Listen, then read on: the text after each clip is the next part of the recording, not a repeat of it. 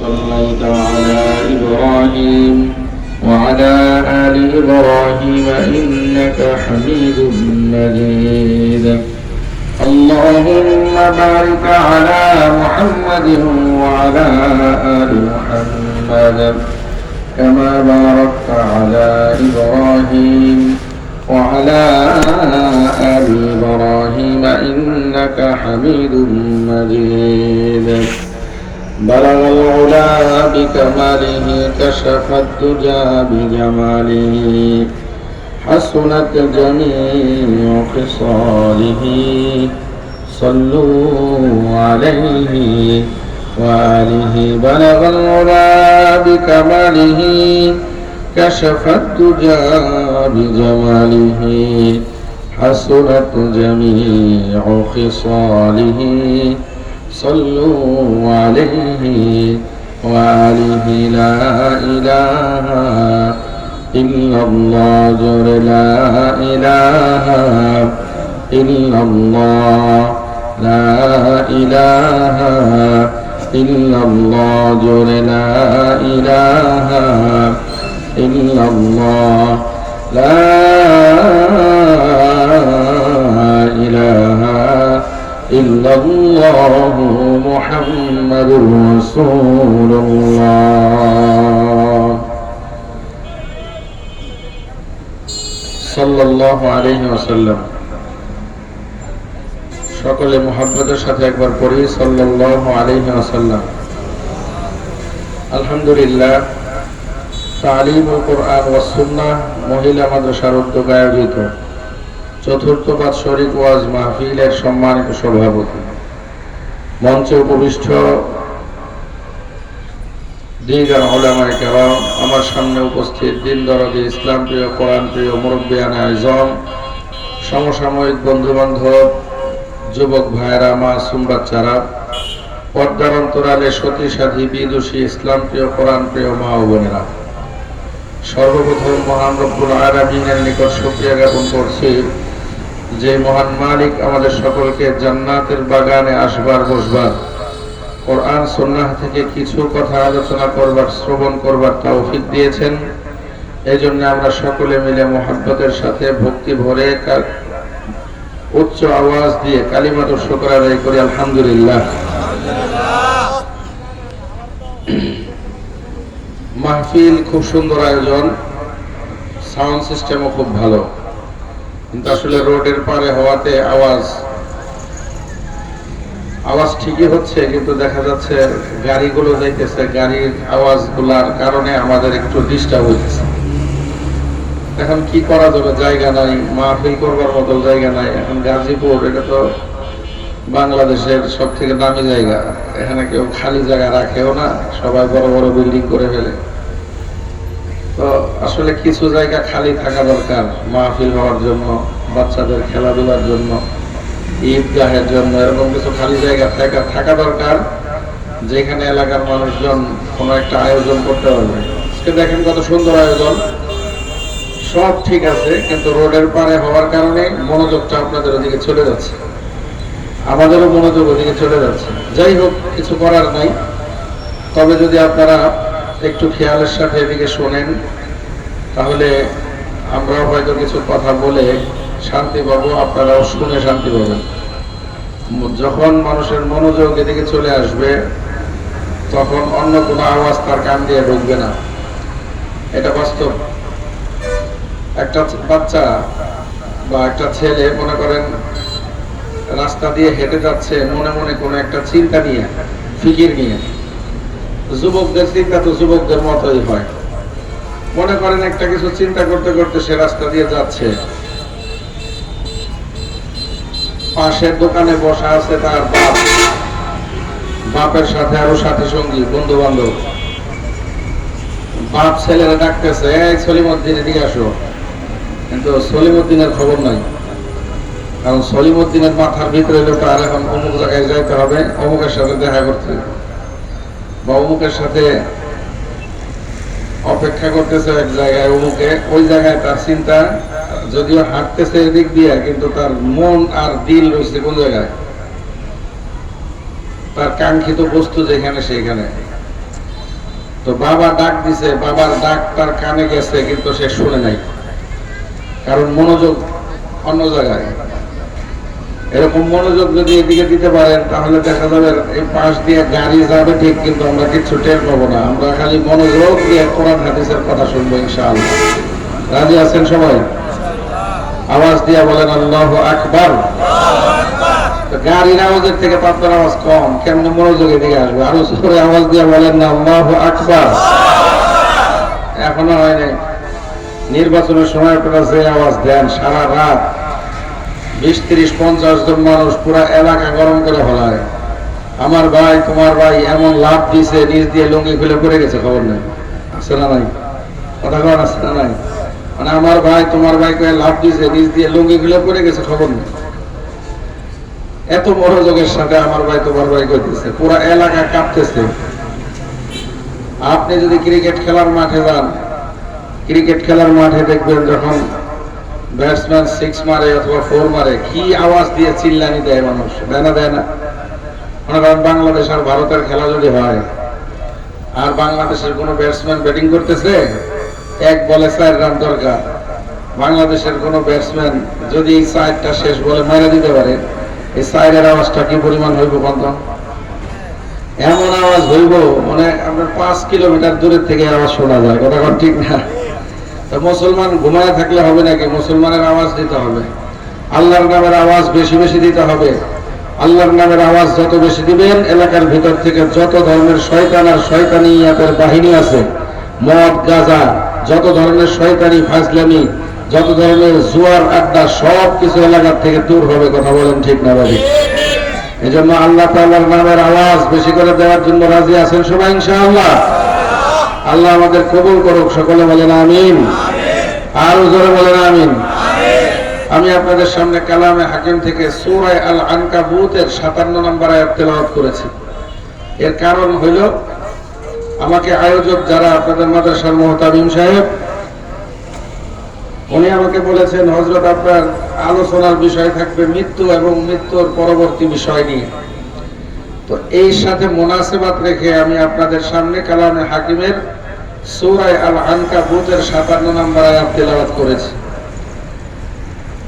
যদি আল্লাহ তাআলা তৌফিক দেয়, আপনাদের দোয়া শামিল হাল হয়, তাহলে এই আয়াত এবং একটি হাদিস তেলাওয়াত করেছি, হাদিসকে সামনে নিয়ে কিছু কথা বলার চেষ্টা করব।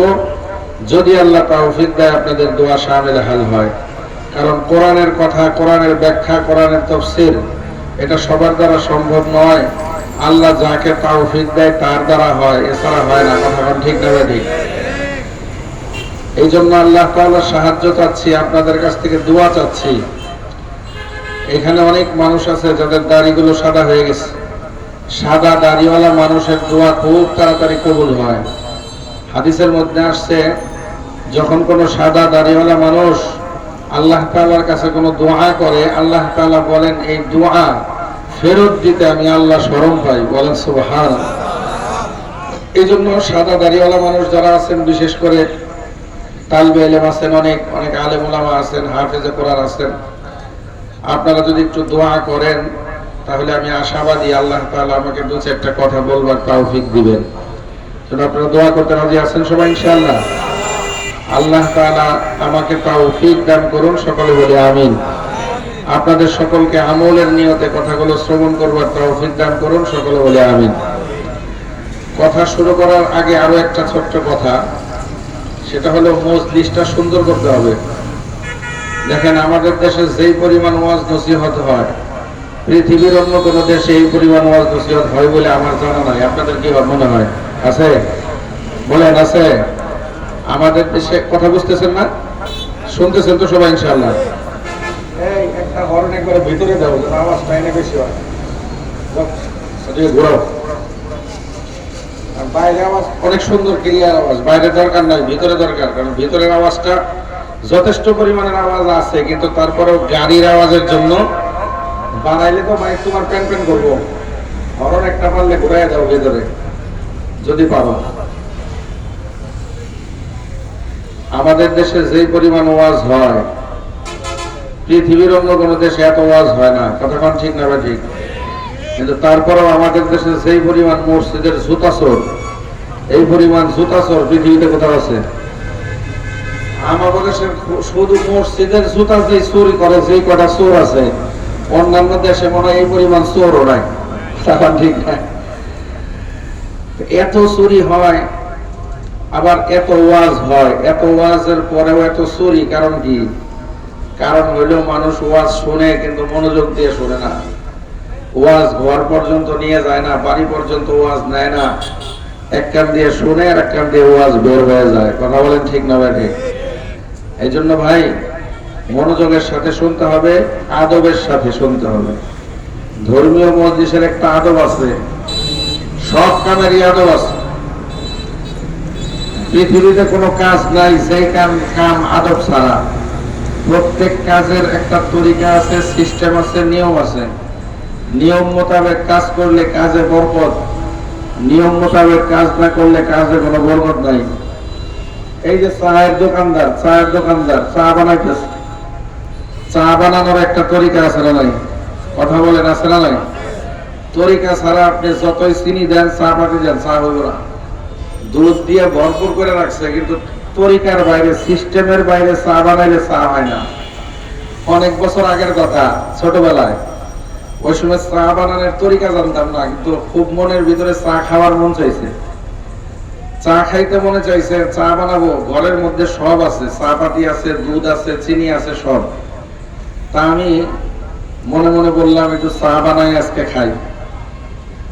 পাতিলের মধ্যে পানি দিলাম, পানি দিয়ে চুলায় আগুন দিয়ে পানির মধ্যে চা পাতি দিলাম, চিনি দিলাম, দুধ দিলাম, বলক আসতে নামাইছি। এখন চা ছাকনি দিয়ে ছাকার পর চা খাওয়া যায় না, তিতা, দুনিয়ার তিতা। চিনি আরো বেশি করে দিলাম, যেই তিতা হয়েছে চিনিতে কামড়। সাগরের পানির মধ্যে চিনি দিলে লাভ আছে কোনো? ওটা হয়ে গেছে তিতা, এমন তিতা। আর লবণের তিতা হইলেও তো একটা আলাদা টেস্ট আছে। লবণ তো তিতা, এটা খায় মানুষ, সেরকম মার্কা তিতা। এটা কোন তরিকার চা হইলো? আচ্ছা, মনে করলাম যে কোনো জায়গায় ভুল হয়েছে, আবার নতুন করে বানাইলাম, হয় না, হয়ই না। পরে মার কাছে গিয়ে বললাম, মা চা বানাইতে চাইতেছি, এতগুলো দুধ পাতি চা সব নষ্ট করলাম, চা বানাইতে পারলাম না, কারণটা কি? মা বলে যে আমি তোমার চা বানাই দিই, তুমি চা খাও। মা চা বানাই দিলেন, আলহামদুলিল্লাহ একই রকম বানাইলো, আমি যেভাবে বানাই ওইভাবেই বানাইলো, কিন্তু মায়ের চা কত স্বাদ। আমি ধরতে পারতেছি না যে বিষয়টা কোন জায়গায়, সমস্যাটা কোন জায়গায়। মারা জিজ্ঞাসা করলাম সমস্যাটা কি, আমিও তো এইভাবে দিলাম, হইলো না কেন? পরে আমার কাছ থেকে মা শুনলো তুমি কিভাবে চা বানাইছো। আমি বললাম আগে পানি দিছি, এরপরে চা পাতি দিছি, এরপরে চিনি দিছি, এরপরে দুধ দিছি। এই তরিকায় চা বানাইলে কিয়ামত পর্যন্ত চা হইব না। আপনাদের অনেকের জানা আছে কিনা জানি না, পানি, ঠান্ডা পানির মধ্যে যদি আপনি চা পাতি দেন, এই চা দিতে হবে। চা পাতি দিতে হইব গরম পানির ভিতরে। এই জন্য দেখবেন যারা চা বানায়, পানি গরম হওয়ার পর পানির ভিতরে চা পাতি দেয়। পানি গরম হওয়ার পরে চা পাতি দিলে এটা চা পাতির চার সেন্ট আসবে, চা হয়ে যাবে। ঠান্ডা পানির মধ্যে যতবার চা দিবেন ততবার চা তিতা হয়ে যাবে। আপনি খালি চা পাতি আছে মুখে দিয়ে দেখেন, তিতা, জনম তিতা। ঠান্ডা পানির মধ্যে যখন দিবেন ওটা তিতা হবে, গরম পানিতে দিলে আর তিতা হবে না। একটা এলেম শিখলাম যে চা বানানোরও একটা তরিকা আছে। কথা ঠিক না? তাহলে ওয়াজ শোনা, ওয়াজ করা, এর কোনো তরিকা আছে না নাই? বয়ান করারও তরিকা আছে, বয়ান শোনারও তরিকা আছে।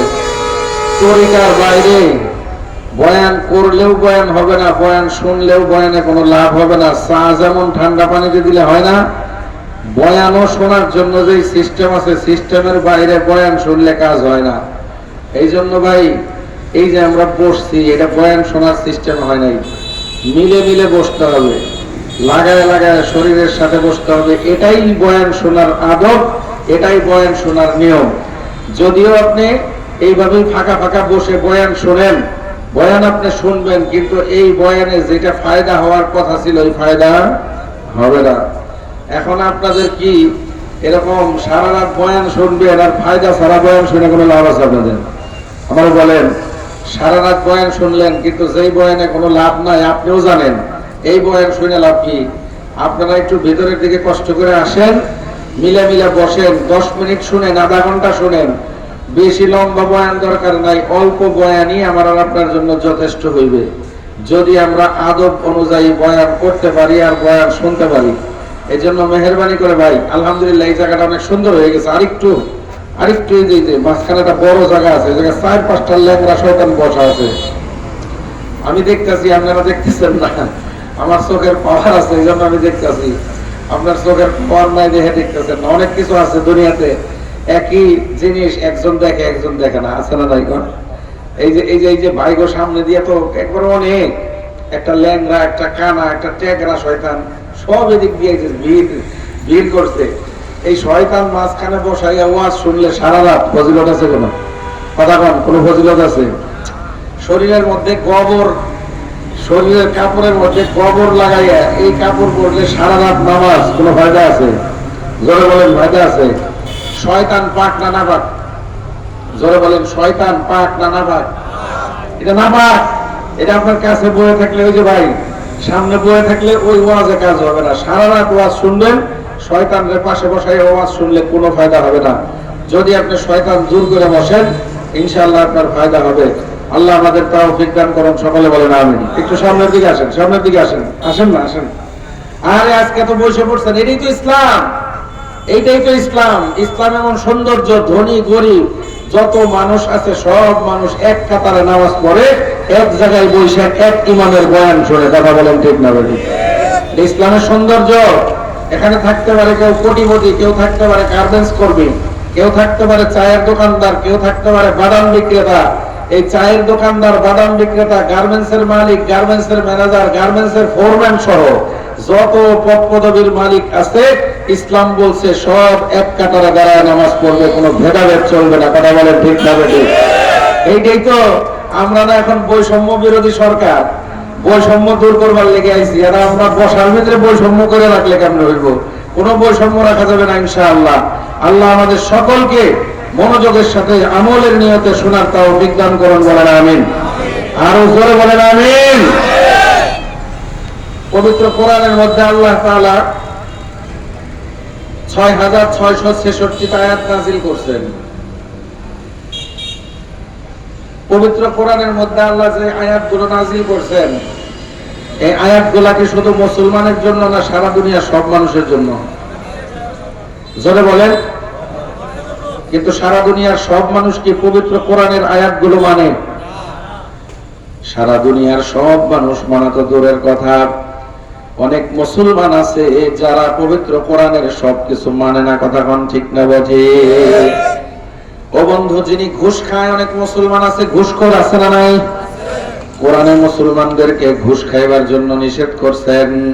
ওই কোরআনের আয়াত এই মুসলমানের ভালো লাগে না। যেই মুসলমান সুদখোর, ওই মুসলমানকে সুদখোরের আয়াত বললে ভালো লাগে না। যেই মুসলমান বেপরদায় চলে, ওই মুসলমানকে পর্দার আয়াতের কথা বললে ভালো লাগে না। যেই মুসলমান চুরি করে, চুরির বিরুদ্ধে কোরআনের আয়াত বললে মুসলমান ওই কোরআনের আয়াত মানে না। এরকম ভাবে দোস্ত, যে আকাম করে, ওই আকামের বিরুদ্ধে কোরআনের আয়াত আর হাদিসের দলিল যদি আপনি তাকে দেন, সে কোরআনের সব কিছু মানে, কিন্তু ওই জায়গা মানে না। কথা কোন ঠিক না বাজে? কিন্তু কোরআনের মধ্যে আল্লাহ একটা এমন আয়াত নাযিল করেছেন, যেই আয়াত মানে না এমন কোন মানুষ দুনিয়াতে নাই। হিন্দু মানে, খ্রিস্টান মানে, বৌদ্ধ মানে, মগ মানে, মুচি মানে, মোরং মানে, রিক্সাওয়ালা, ঠেলাওয়ালা, কুলিওয়ালা, জটওয়ালা, বাবরিওয়ালা, গার্মেন্টস এর মালিক মানে, গার্মেন্টস এর শ্রমিক মানে, ও বন্ধু ধনীও মানে, গরিবেও মানে, নামাজিও মানে, বেনামাজিও মানে, ও বন্ধু রিক্সাওয়ালা, ঠেলাওয়ালা, কুলিওয়ালা, ও বন্ধু দিন মজুর, শ্রমিক, কিশোর, বাংলাদেশি, ইউরোপিয়ান, আমেরিকান, পাকিস্তানি, থাইল্যান্ডি, নেপালি, চীন, জাপান, কুয়েত, ইউরোপ, আমেরিকা সহ ধনীও মানে, গরিবে মানে, লম্বাও মানে, খাটো মানে, মোটাও মানে, বেটেও মানে, চিকনেও মানে, ও বন্ধু হাসিও মানে, গাজিও মানে, ভালো মানুষ, মন্দ মানুষ, আমচোর, গাবচোর, ডাবচোর, মসজিদের জুতাচোর, এই বেটাও মানে, ইয়াবাখোর, গাঞ্জাখোর, ফেন্সিডিলখোর, মদখোর, টিকটিকির ল্যাংজাখোর, এই বেটারও পবিত্র কোরআনের আয়াতটা মানে। ও বন্ধু, এই আয়াত মানে না এমন কোন মানুষ দুনিয়াতে নাই। এমন একটা আয়াত যে আয়াত পৃথিবীর সব মানুষ মানে, যে আয়াতটা সব মানুষ মানে, আমি আপনাদের সামনে ওই আয়াতটাই তেলাওয়াত করেছি। এই আয়াত মানে না এমন কোন মানুষ দুনিয়াতে নাই। আয়াতের মধ্যে আল্লাহ সহজ সাবলীল একটা কথা বলেছেন, একদম সিম্পল একটা কথা। এটা বোঝার জন্য আলেম হওয়া দরকার নাই, এইটা বোঝার জন্য বিজ্ঞানী হওয়া দরকার নাই, এইটা বোঝার জন্য টাকার মালিক হওয়া দরকার নাই, এইটা বোঝার জন্য বড় কিছু হওয়া দরকার নাই।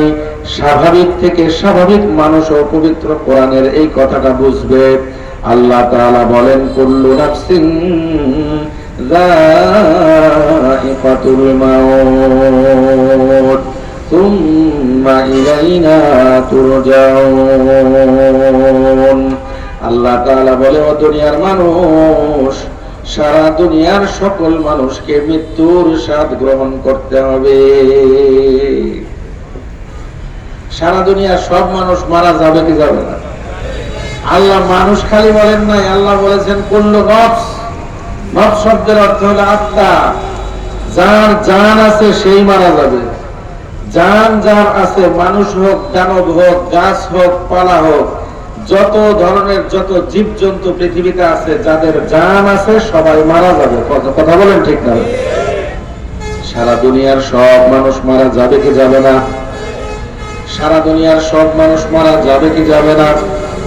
বাংলাদেশের সব মানুষ মারা যাবে কি যাবে না? ও বন্ধু, আমাদের এই গাজীপুরের সব মানুষ মারা যাবে কি যাবে না? এই যে আপনাদের 16 নম্বর ওয়ার্ড, এই ওয়ার্ডের সব মানুষ মারা যাবে কি যাবে না? ও বন্ধু, ওই মাহফিলের ভিতরে আমরা যারা আছি তারা মারা যাবো কি যাব না? মাহফিলের বাইরে যারা আছে, ঘুরতেছে, চক্কর লাগাইতেছে, এরা তো মরবো না? এরা মরবো? ভিতরে যারা আছে তারাও মরবে, বাহিরে যারা আছে তারাও মরবে। মৃত্যুর হাত থেকে কেউ বাঁচবে না, সবাইকে মারা যেতে হবে, মৃত্যুবরণ করতে হবে। মৃত্যুর স্বাদ সকলকে গ্রহণ করতে হবে।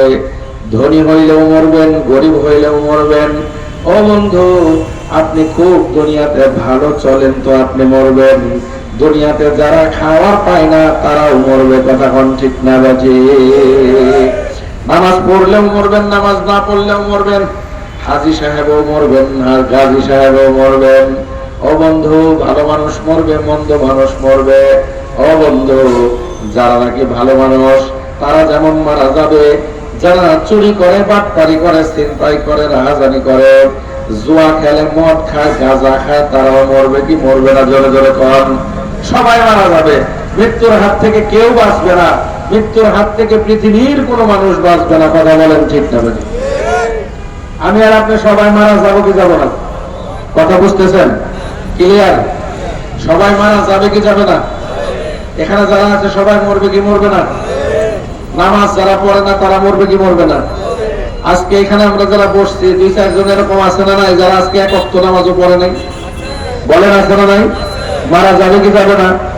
আজকেও চুরি করছে, বাটপারি করছে, মারা যাবে কি যাবে না?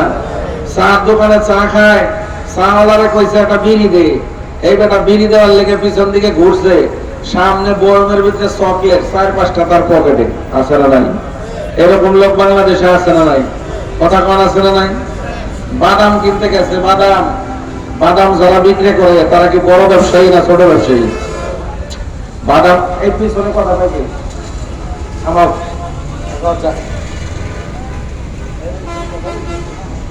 বাদাম যারা বিক্রি করে বড় ব্যবসায়ী না ছোট ব্যবসায়ী? কথা বলেন, সবাই বলতে হবে। বাদাম যারা বিক্রি করে বড় ব্যবসায়ী না ছোট ব্যবসায়ী? জিজ্ঞেস করছে, মামু বাদাম কত? 100 গ্রাম 50 টাকা। লাগাও 100 গ্রাম, মানে মাপো 100 গ্রাম। বেটা যে বাদাম বেচতে, বেটার ঠুঙ্গা ছোট ছোট না বড় বড়? এটার ভিতরে বাদাম ঢুকাইতে, বাইর করতে, মাপতে 1 মিনিট। কথা বল ঠিক না? এ বেচারা যে কইলো, মামা লাগাও 100 গ্রাম, 100 গ্রাম লাগাও কে বই রয়েছে? কথা কন না? এই যে মাপতে আছে, আর হে কি বই রয়েছে? কি করে? কি করে? মাপতে মাপতে আধা 50 গ্রাম খাওয়া শেষ। কথা ঠিক না? এই যে 50 গ্রাম বাদাম খাইলা বাবা, এই বেটা 100 গ্রাম বাদাম বিক্রি করে তোমার কাছ থেকে লাভ করবো কয় টাকা?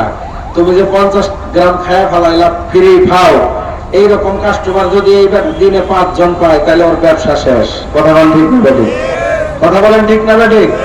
আপনার কাছে মনে হইতেছে এটা কোনো ব্যাপার না, বাদাম 2-4-5টা খাইলাম, আরে বেটা ওর তো লাভই ওই 2-4-5 বাদাম, তুই যদি লাভেরটা খাইই ফেলাস তাহলে ওর ব্যবসা করে লাভ কি? এই যে তুই আজকে বাদাম খাইলি, এই এক বাদামের কারণে তোর জান্নাতের রাস্তা বন্ধ। কথা বলেন ঠিক না? ভাই কই যায়? মোবাইল আছে জরুরি না দোকান? আচ্ছা ঠিক আছে, জরুরি মোবাইল আছে। এই লোকটা মারা যাবে কি যাবে না যে বাদাম খাইলো?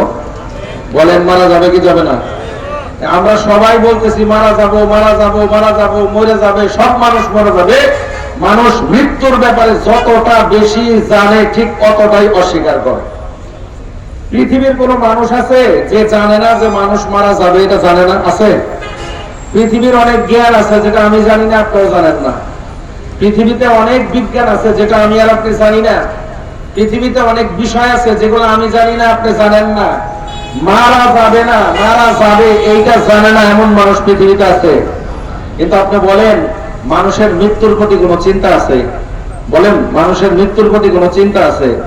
জানে মারা যাবে, তারপরেও দুর্নীতি, জানে মারা যাবে, তারপরেও গরিবের ধন সম্পদ লুট, জানে মারা যাবে, তারপরেও শ্রমিকদের টাকা পয়সা লুট, জানে মারা যাবে, তারপরেও বাদাম কিনতে গিয়ে ফ্রি খায় বাদাম, জানে মারা যাবে, এরপরেও চায়ের দোকানে বাকি খায়, 800 টাকা বাকি, 6 মাস ঘোরায়। আছে না নাই?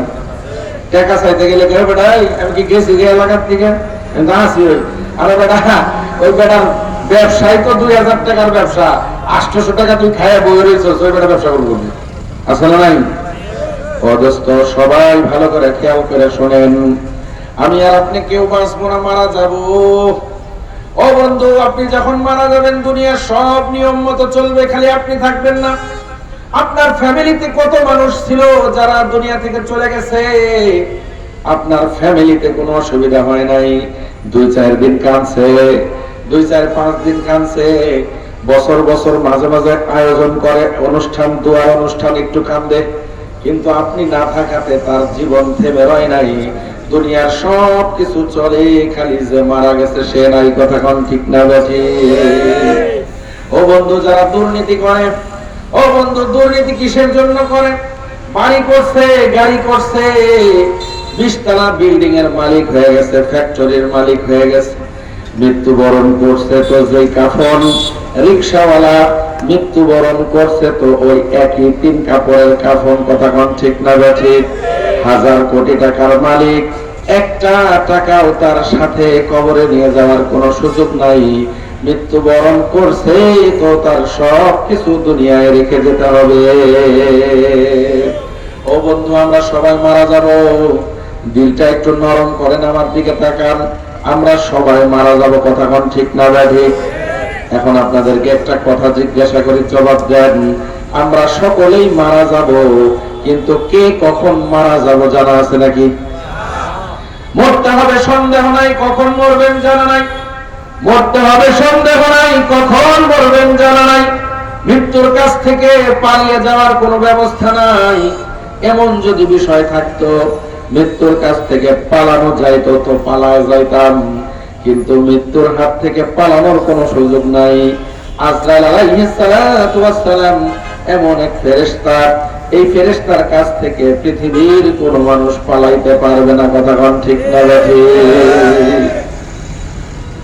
হযরত সুলাইমান আলাইহিস সালাতু ওয়াস সালামের একটা ঘটনা তাফসীরের কিতাবের মধ্যে আসছে, মনে পড়ে গেল। সুলাইমান আলাইহিস সালাতু ওয়াস সালামের নাম তো আপনারা শুনছেন। সুলাইমান আলাইহিস সালাতু ওয়াস সালামের কাছে একবার মালাকুল মউত হযরত আজরাইল আসছেন। আসার পরে সুলাইমানের সাথে একটু কথাবার্তা বলছেন। কথাবার্তা বইলে আজরাইল চলে গেছে। আজরাইল যেই চলে গেছে, সাথে সাথে সুলাইমানের দরবারে ওই বাম পাশে একটা লোক আছিল, দৌড়ে হযরত সুলাইমানের কাছে আইছে। আসার পরে কইতেছে, আল্লাহর নবী সুলাইমান, আপনি আমার বাঁচান। সুলাইমান আলাইহিস সালাতু ওয়াস সালাম বলে, তোর কি হইছে, তোরে বাঁচাবো? না হুজুর, আমার আপনি বাঁচান, আমার আপনি বাঁচান। সুলাইমান আলাইহিস সালাতু ওয়াস সালাম বলতে, চাই মিয়া কি হইছে কইবা তো আগে, খালি কও বাঁচান বাঁচান। সমস্যা জানলেই না সমাধান করব, সমস্যার কথা জানা নাই, খালি কও বাঁচান বাঁচান। কি হইছে, সমস্যা নাকি আগে কও। তারপরে না বাঁচানোর প্রশ্ন। এবার লোকটা বলতেছে, আল্লাহ নবী সুলাইমান, একটু আগে আপনার কাছে কে আসলো? সুলাইমান আলাইহিস সালাম বললেন, একটু আগে আমার কাছে আসছিল ওই লোকটা মানুষের সুরতে আসছে, কিন্তু এটা মানুষ না, এটা হলো ফেরেশতা আজরাইল। এবার লোকটা জিজ্ঞাসা করতেছে, আল্লাহ নবী, আজরাইল আপনার কাছে কিসের জন্য আসছে? সুলাইমান আলাইহিস সালাম বলতেছে, পাগল হয়েছে।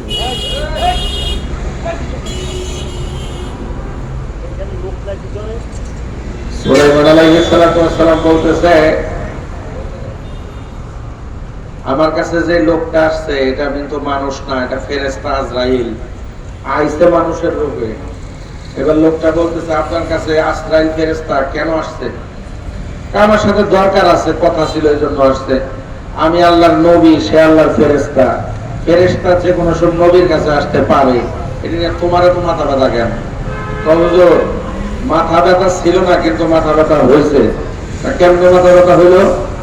আপনার কাছে যে আজরাইল ফেরেশতা আইছে, আজরাইল কিন্তু আজরাইলের রূপ ধরে আসে নাই, মানুষের রূপ ধরে আসছে। আপনার সাথে যে আজরাইল কথা বলছে, আজরাইলের রূপে কথা বলে নাই, মানুষের রূপে, মানুষের ভাষায় কথা বলছে। আপনার সামনে যে বসছে, আজরাইলের সুরতে বসে নাই, মানুষের সুরতে বসছে। দুনিয়ার নিয়ম অনুযায়ী আপনার কাছে আজরাইল আসছে, কিন্তু 4 নাম্বার যে কামটা করছে, এই কামটা দুনিয়ার নিয়ম অনুযায়ী করে নাই, দুনিয়ার নিয়ম লঙ্ঘন করে ওই কামটা করছে। এই জন্য আমার মাথা ব্যথা শুরু হয়েছে। 4 নাম্বার কামটা কি? 4 নাম্বার কামটা হইলো, নবী, দুনিয়ার নিয়ম হইল যার সাথে যে কথা বলবে তার দিকে তাকায় কথা বলবে। কথা কোন ঠিক না? আমি আপনাদের সাথে কথা বলতেছি, আপনাদের দিকে তাকায়। আমি যদি আপনাদের দিকে না তাকায় পিছন দিকে তাকায় কথা বলি, আপনারা শুনবেন নাকি? বলবেন এই বেটা পাগল, এর কথা শোনা যাবে না। কথা কোন ঠিক না? তাহলে দুনিয়ার নিয়ম হইল যার দিকে, যার সাথে কথা বলবে তার দিকে তাকায় কথা বলা। ও আল্লাহর নবী সুলাইমান, আজরাইল ফেরেশতা এসেছেন, আপনার সামনে বসেছেন, সব কিছু দুনিয়ার নিয়ম। 4 নাম্বার কাম, যেটা কথা বলার সময় নিয়ম ছিল আপনার সাথে কথা বলে তো আপনার দিকে তাকায় কথা বলবে, কিন্তু আজরাইল কথা বলার সময় কথা বলছে আপনার সাথে, কিন্তু বারবার টেরায় টেরায় তাকাইছে আমার দিকে। কথা কইছে আপনার লগে, তাকাইছে আমার দিকে। এই কামটা কি ভালো কাম হইছে? এই ব্যাটা আজরাইল, আজরাইল আমার দিকে তাকাইছে, তার মানে আমার সময় শেষ, আমার উপরে আজরাইলের নজর পড়ছে, আমারে বাঁচান। সুলাইমান আলাইহিস সালাম বলেন, আজরাইলের নজর যদি তোমার উপরে পড়েও থাকে, আমি তোমারে কেমনে বাঁচাবো? আমি তো তোমার বাঁচাইতে পারবো না। আপনি বাঁচাইতে পারবেন? কেমনে বাঁচাবো? আমি তো পারবোই না। দুনিয়ার সব নবী মিললেও একটা মানুষকে আজরাইলের কাছ থেকে বাঁচাইতে পারবে না। কথা কোন ঠিক পারবে?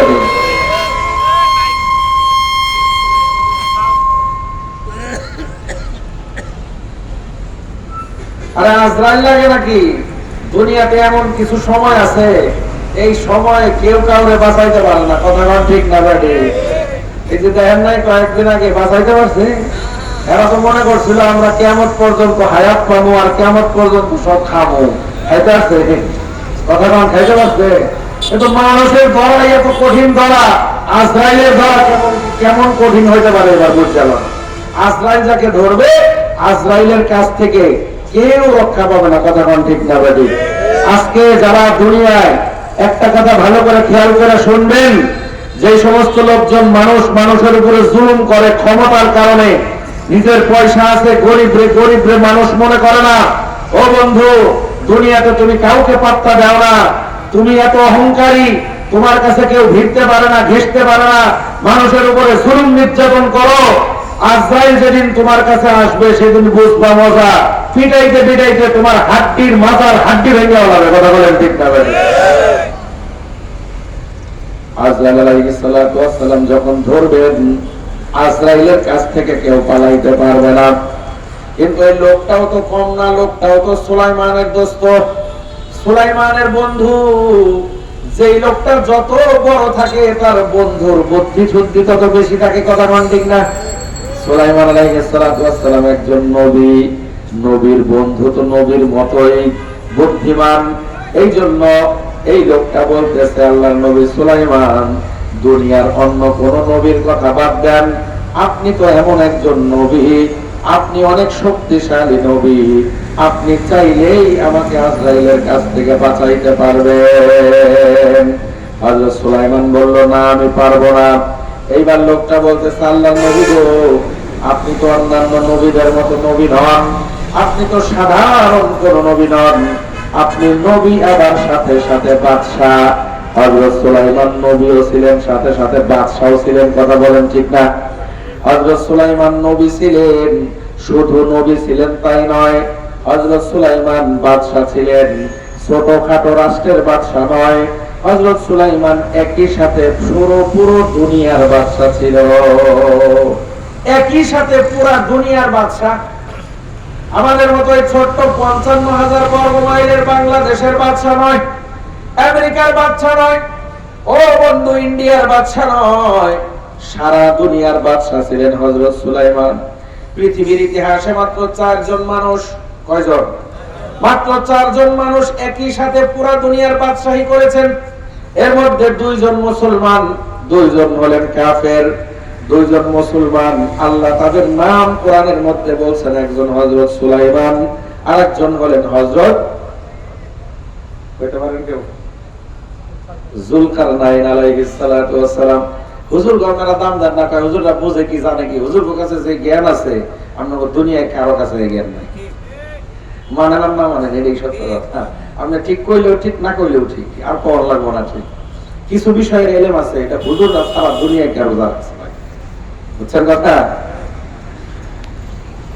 কথায় কথা টাইনে নিয়ে আসে, অনেক কথা মনে পড়ে যায়, কিন্তু অন্যদিকে চলে যায়, অন্যদিকে চলে যাবো, এই জন্য দিকে আর গেলাম না। সুলাইমান আলাইহিস সালাতু ওয়াস সালাম সারা দুনিয়ার বাদশা ছিলেন। হযরত যুলকারনাইন সারা দুনিয়ার বাদশা, একই সাথে এট এ টাইম।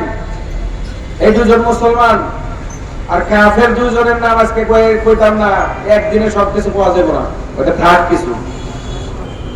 সুলাইমান আলাইহিস সালাতু ওয়াস সালাম শুধুমাত্র মানুষের বাদশা ছিলেন তাই নয়, সুলাইমান মানুষ, জিন, দেব, দানব, পশু, পাখি, আগুন, পানি, বাতাস, জঙ্গলের হরিণ, সমুদ্রের মাছ, আসমানের পাখি, সবকিছু সুলাইমানের কথা শুনতো। কথা বলেন ঠিক না বেটি?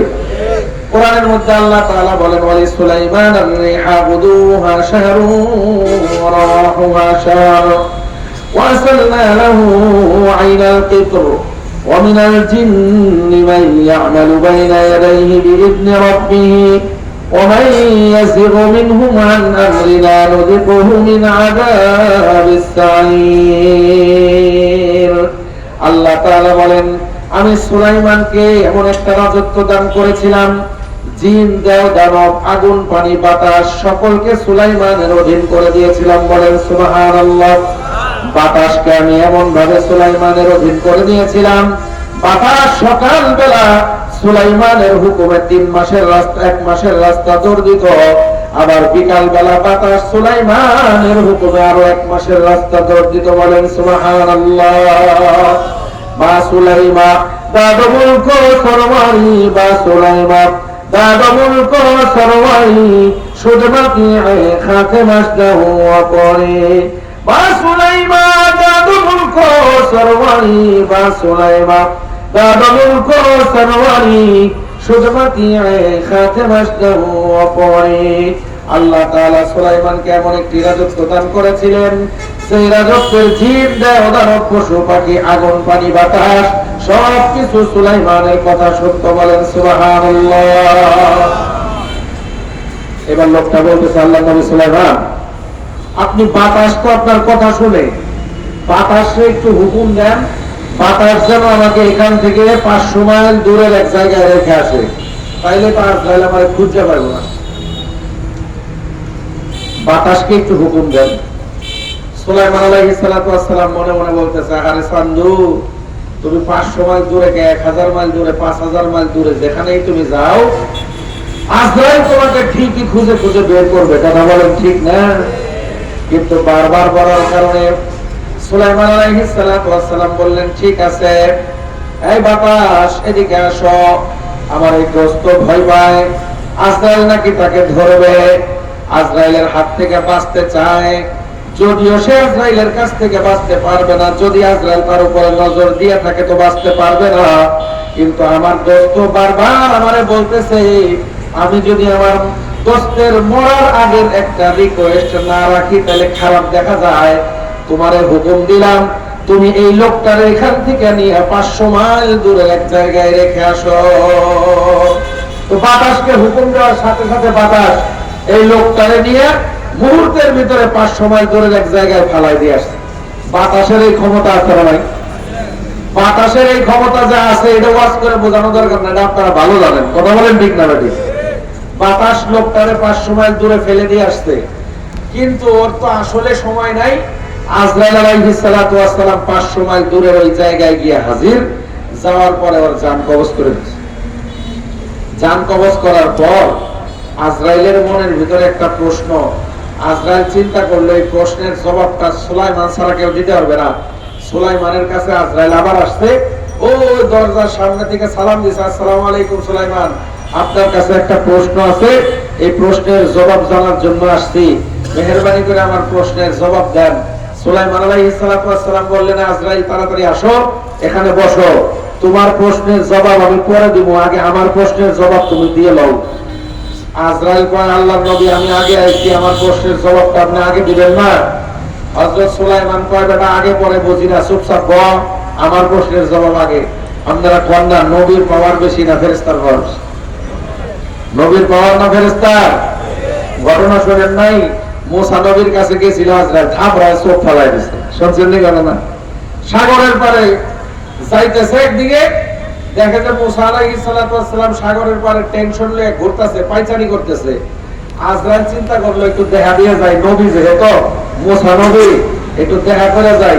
দেখা করতে গেছে, আর কথা নাই, একবারে বাম হাত দিয়ে একটা থাপ্পড় মারছে, ডাইন চোখে লাগিয়া একবারে আজরাইলের চোখ খুলে মাটিতে পড়ে গেছে। কোন রকমে হাতায় উঠায় চোখ উঠায়া কানতে কানতে আল্লাহর কাছে গেছে, আল্লাহ আল্লাহ আল্লাহ। কয় কি রে আজরাইল, কান্দোস কে? আজরাইল কয়, আল্লাহ আমি আর আজরাইলগিরি করব না। আল্লাহ কয় আজরাইলগিরি করবি না, কারণটা কি? পরে আমি আজরাইল বানাইলাম, তুই আজরাইলগিরি করবার চাস না কেন, ব্যাপারটা কি? আল্লাহ আজরাইলগিরি কেমনে করবো, আমার সে বড় আজরাইল খাড়া রয়েছে সাগরের বার, খালি গেছি খালি কিচ্ছু কই নাই, থাবড়া দিয়ে চোখ ফালাই দিয়েছে মাটিতে, আমার সে বড় আজরাইল হেডা হেরে দেখতো দেন, আমি আজরাইলগিরি করতে পারতাম না। আল্লাহ জিজ্ঞেসে, তুই মুসার কাছে কি লিখে গেছি? এমনি একটু দেখা সাক্ষাৎ করতে গেছি, চিন্তা করলাম এদিক দিয়ে যাইতেছি, আল্লাহ নবীর লগে একটু মুসাফাটা করে যাই, সোয়াব হইব। তাই মুসার কাছে যে গেছিলি সালাম দিছিলি? না, সালাম তো দেই নেই। চোখ যে এখনো লগে একটা আছে, শুকরিয়া আদায় করস না, দুইটা যে তোর ভালাই দেয় নাই। তুই সব মানুষকে এক সমান মনে করছস, সব মানুষের মেজাজ কি এক সমান? মানুষের পার্থক্য আছে নাই? কথা বলা আছে নাই? মুসা আলাইহিস সালাতু ওয়াস সালাম নরম না গরম? আরো জোরে কর, নরম না গরম? ও বন্ধু, উলামায়ে কেরাম নবীদের ওয়ারিস, নবীদের ভিতরে যেমন গরম আছে নরম আছে, আলেমদের ভিতরেও নরম আছে গরম আছে। কথা বলেন ঠিক না ঠিক? উলামায়ে কেরাম অনেক সময় জোরে কথা বলে, আপনাদের অনেকের পছন্দ হয় না, আপনারা বলেন আলেমরা এত জোরে কেন কথা বলবে? ও বন্ধু, মুসা আলাইহিস সালাতু ওয়াস সালাম একজন নবী ছিলেন, নবীদের ওয়ারিস যেহেতু আলেমরা, আলেমদের ভিতরে নরম থাকবে গরম থাকবে, কারণ নরম মানুষকে বোঝানোর জন্য নরম নরম আলেম লাগবে। আর কিছু ঢাউরা মার্কা মানুষ আছে, ঢাউরা মার্কা মুমিন আছে, আবু জেহেল আবু লাহাবের বংশধর যারা আছে, ওদেরকে সাইজ করতে কিছু গরম আলেমেরও দরকার। কথা বলেন ঠিক না? মুসা আলাইহিস সালাতু ওয়াস সালামের কাছে থাপ্পড় খাইছিল আজরাইল। আজরাইলের মনে পড়ছে, একবার থাপ্পড় খাইছিলাম মুসার কাছে, চোখ তো একটা পড়ছিল, আজকে যদি সুলাইমানের লগে ব্যাধি করি, সুলাইমান যদি আর এক থাপ্পড় দিয়ে আর এক চোখ ফালাই দেয়। এই জন্য আজরাইল কইতেছে, ঠিক আছে আল্লাহর নবী সুলাইমান, আপনার প্রশ্নের জবাব আগে দিব, আমারটা পরে। মুসা নবী কয় তো, সুলাইমান নবী কয় তো লাইনে আইছস, বল। এবার জিজ্ঞাসা করছে আজরাইল, আল্লাহর নবী আপনি কি প্রশ্ন জানতে চান বলেন। সুলাইমান আলাইহিস সালাতু ওয়াস সালাম বলেন, আমার প্রশ্ন হইল, একটু আগে তুমি আমার কাছে একবার আসছিলাম না? আসছিলাম তো, কিল্লি গাইছিলা? আপনার লগে দরকার ছিল, কথা ছিল, এই জন্য আইছিলাম। আমার সাথে যখন কথা বলছো তখন তুমি আমার কাছে আসছো মানুষের সুরতে, কথা বলছো মানুষের সুরতে, বসছো মানুষের সুরতে, সব ঠিক, কিন্তু কথা বলার সময় একটা কাম করছো, এটা মানুষের সিস্টেম অনুযায়ী হয় নাই, দুনিয়ার নিয়ম অনুযায়ী হয় নাই, দুনিয়ার নিয়ম লঙ্ঘন করছো। কারণটা কি? হুজুর দুনিয়ার নিয়মটা লঙ্ঘন করলাম কেমনে? বা এমনে করছো যে দুনিয়াতে যার সাথে যে কথা বলে তার দিকে তাকায় কথা বলা আদব। তুমি যখন আমার লগে কথা কইছো, আমার দিকে চায় কথা কইছো, আর এক দিকে চাইছিলা? একটু চাইছিলাম ওদিকে। কি লেগে চাইছো? কথা কইছো আমার লগে, আমার দিকে তাকায় কথা কইবা না তুমি? আমার সাথে কথা বলার সময় হ্যার দিকে চাইছো কে লেগে? এটাই আমি জানবার চাই। আমার সাথে কথা বলার সময় তুমি আমার দোস্তের দিকে তাকাইলা কেন? এটাই আমি জানতে চাই। হযরত আজরাইল আলাইহিস সালাতু ওয়াস সালাম বলেন, আল্লাহর নবী আপনি জানতে চেয়েছেন না বলে কোনো উপায় নাই, তাহলে শুনুন কেন আমি আপনার সাথে কথা বলার সময় আপনার দিকে না তাকায় আপনার দোস্তের দিকে তাকাইলাম। ও আল্লাহর নবী শুনেন, আমার কাছে একটা খাতা আছে, খাতা চিনেন নি আপনারা? খাতা, আমার কাছে একটা খাতা আছে, খাতার মধ্যে সারা দুনিয়ার সব মানুষের নাম ঠিকানা লেখা।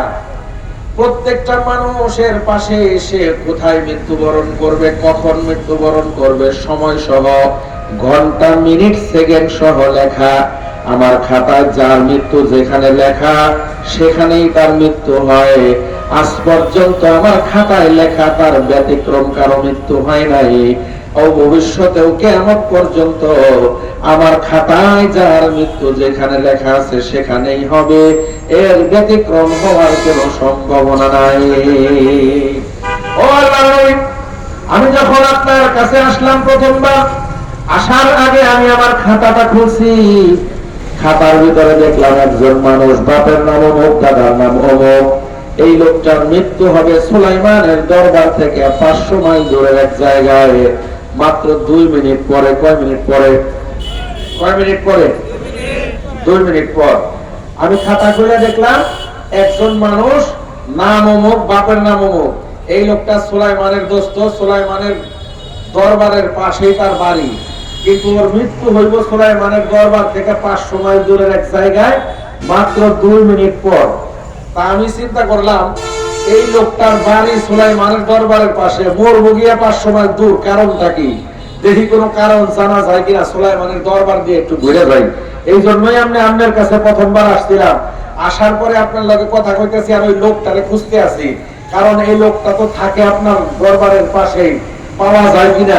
হঠাৎ করে আমার চোখ তার দিকে গেছে, দেখি ওই বেটায় জায়গায় বয়ে রয়েছে। তখন আমি আশ্চর্য হইলাম, আরে এই বেটার মৃত্যু হইব এখান থেকে 500 মাইল দূরে, কোনো সন্দেহ নাই, কারণ আমার খাতায় লেখা আছে ওই জায়গায়, ওখানেই মৃত্যু হবে। কথা বল ঠিক না? তাহলে এই লোক এখনো ওই জায়গায় বসে রয়েছে, 500 মাইল দূরের রাস্তা 2 মিনিটে কেমনে যাবে? এই চিন্তা করে আল্লাহর নবী কথা কইছি, আপনার দিকে তাকাইছি, তার দিকে আশ্চর্য হয়ে, আরে এই বেটা এত দূর যাইবো কেমনে 2 মিনিটে? 2 মিনিটে এত দূর কেমনে যাইবো? এই চিন্তা করে আমি এর দিকে তার বারবার কথা কইছি, আপনার ঘরে তাকাইছি এর দিকে। আল্লাহর নবী গো, আপনার কাছে আমি জানতে চাই, এই বেটা 2 মিনিটে এত দূর গেল কেমনে? এই বেটা 2 মিনিটে কেমনে গেছে আপনারা জানেন কি জানেন না? ও বন্ধু, এই লোকটাকে মৃত্যু তার কাছে জায়গায় টেনে নিয়ে গেছে। কোরআনের মধ্যে আল্লাহ তাআলা বলেন, ও বন্ধু, আল্লাহ তাআলা বলেন, আইনামা তাকুনু ইউদরিকুমুল মাউত ওয়ালাউ কুনতুম ফি বুরুজিন মুশাইয়াদা। মৃত্যু থেকে তুমি যতই পলায়ন করো না কেন, মৃত্যু কিন্তু ঠিকই তোমাকে গ্রাস করে নেবে। তুমি যদি আসমান সমান সিঁড়ি লাগাইয়া আসমানে চলে যাও, মৃত্যুর সময় হয়ে গেলে মৃত্যু আসমানে গিয়ে তোমাকে ধরবে। কথা কম ঠিক না ব্যাধি? তুমি যদি বঙ্গোপসাগরের 5000 ফিট পানির নিচে চলে যাও, পানির নিচে গিয়ে মৃত্যু তোমাকে ধরবে। তুমি যদি সিন্ধুক বানাও, যে সিন্ধুকে কেউ ঢুকতে পারে না, মৃত্যুর সময় হয়ে গেলে মৃত্যু ওই সিন্ধুকের ভিতরে গিয়েই তোমাকে ধরবে। কথা কম ঠিক না ব্যাধি? ও বন্ধু, এই জন্যই তো দেখবেন বাসা হইল গাজীপুর, মরছে গিয়ে কক্সবাজার, আছে নাই? বাসা হইল ময়মনসিংহ, মরছে গিয়ে দোস্ত চিটাগাং, বাড়ি চিটাগাং, মরছে এসে ঢাকায়। কারণ কি? কারণ লেখা আছে যেখানে মৃত্যু। এই জন্য বাড়ি যেখানেই থাক না কেন, মরার জন্য হইলেও তার ওই জায়গায় যেতে হয়। কথা কম ঠিক না বেটি? এই যে 2 বছর আগে আমেরিকার এক বেটা, আমেরিকার তো না, জার্মানির একজন, পাকিস্তানের 2 জন, ওই যে সাবমেরিনের ভিতরে ছোট্ট একটা সাবমেরিন মনে আছে নি, নাম কি? টাইটান। টাইটান নামক সাবমেরিনে ঢুকছে টাইটানিক দেখবার লিগে। কি দেখবার লিগে? টাইটানিক আটলান্টিক মহাসাগরের 9000 ফিট পানির নিচে টাইটানিকের ধ্বংসাবশেষ পড়ে রয়েছে। আটলান্টিকের নিচে প্রায় 9 কিলোমিটার পানির নিচে, 9 কিলোমিটার নিচে টাইটানিক নামক জাহাজ কত বছর আগে ডুবছে, ওইটা ওইখানে রয়েছে। ওইটারে দেখার জন্য তার শখ জাগছে। মানুষের টাকা যত বেশি হয়, এক একজনের এক এক তালের শখ হয়। কথা কোন ঠিক না ঠিক? একজনের টাকা হইছে মন চায় খোদার ঘর দেখতে, চায় উমরা করতে, আছে না নাই? আর একজনের টাকা বেশি হইছে, কয় একটা গানের মজলিস দিব, আছে না নাই? আর একজন কিছু টাকা পাইছে, কয় ক্যাসিনো খেলবার যাবো, জুয়া খেলবার যাবো। আর একজনের টাকা পাইছে দোস্ত বন্ধু বান্ধব লইয়া মদের আসর বসায়, আছে না নাই? ওই বেটার টাকা হইছে মন চাইছে পানির নিচে ডুব দিয়া আটলান্টিকের নিচে গিয়া টাইটান নামক ছোট্ট সাবমেরিন নিয়ে যাবে টাইটানিক দেখার জন্য। ও বন্ধু, টাইটানের মধ্যে যখন নাকি তারা গেল, 1000 ফিট পর্যন্ত পানির নিচে গেছে। কন্ট্রোল রুমের সাথে তাদের যোগাযোগ আছে। যখন 1000 মিটার নিচে চলে গেছে, এরপরে আর কন্ট্রোল রুমের সাথে যোগাযোগ নাই। এই যে টাইটান আটলান্টিক মহাসাগরের পানির নিচে ডুব দিছে, 1000 ফিট পর্যন্ত বোঝা যায় তারা জিন্দা ছিল, কারণ 1000 ফিট পর্যন্ত যোগাযোগ ছিল। 1000 ফিট নিচে যাওয়ার পরে আর যোগাযোগ নাই।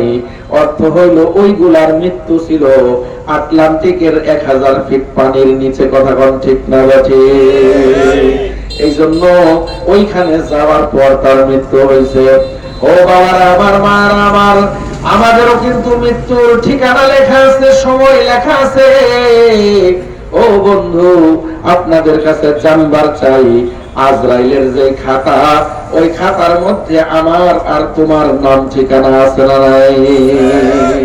নাকি আপনার মনে হয় যে গাজীপুরের এই ঠিকানা আজরাইল চিনে না? এটা কি আপনার কাছে মনে হয়? এই যুবক, কথা বলো না কেন?